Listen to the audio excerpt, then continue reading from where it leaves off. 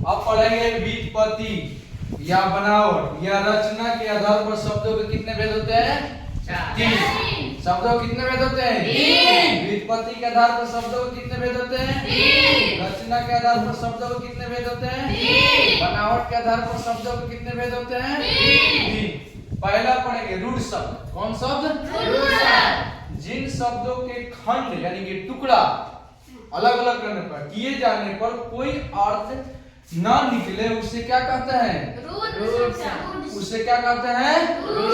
उसे रूढ़ शब्द कहते हैं। उसे क्या कहते हैं? रूढ़ शब्द। यानी कि अगर टुकड़ा करने पर अलग करने पर उसका कोई शब्द ना निकलेगा उसे हम क्या कहेंगे? रूढ़ शब्द। जैसे में पढ़ेंगे राज। राज को अलग करेंगे रा जोड़ जो। तो रा का कुछ अर्थ होता है? नहीं सर। जो का कुछ अर्थ होता है? नहीं सर। ये राज जो है कौन सा शब्द है? रोग। रोग को अलग करेंगे और ग को अलग। रोग का कुछ अर्थ होता है? नहीं सर। ग का कुछ अर्थ होता है? नहीं सर। तो रोग क्या होगा? कौन सा शब्द? विद्या।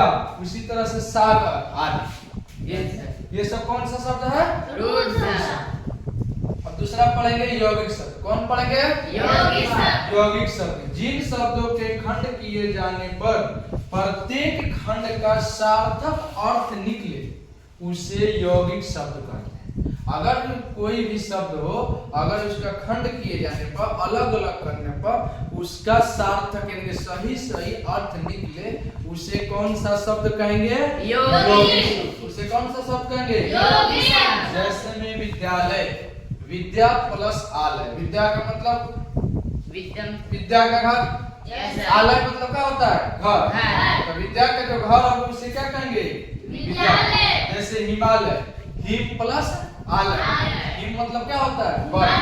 आलय मीन्स घर। इसके दोनों का सार्थक अर्थ निकला कि नहीं निकला? हिमालय कौन सा शब्द है? यौगिक। उसी तरीके से राजरोग। ठीक।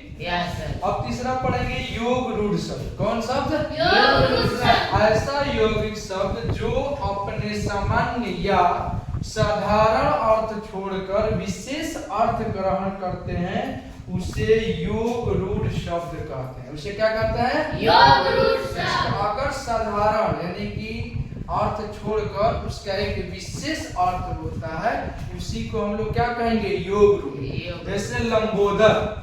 लंबोदर का मतलब होता है लंबोदर जो है कौन सा शब्द है?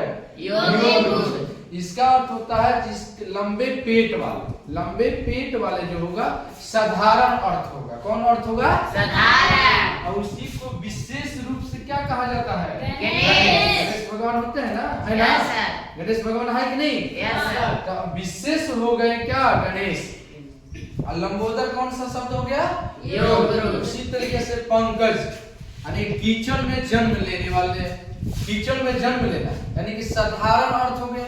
और कमल। कमल कौन सा अर्थ हो गया? विशेष शब्द। आपको पूछा जाएगा पंकज कौन सा शब्द है? योग। उसी तरह वीणा पारी जो विद्या देने वाली देवी है वो कौन है? सरस्वती। सरस्वती जी जो है वो क्या हो जाएगी? विशेष अर्थ। वीणा पारी कौन सा शब्द हो जाएगा? योग। समझ में आ गया?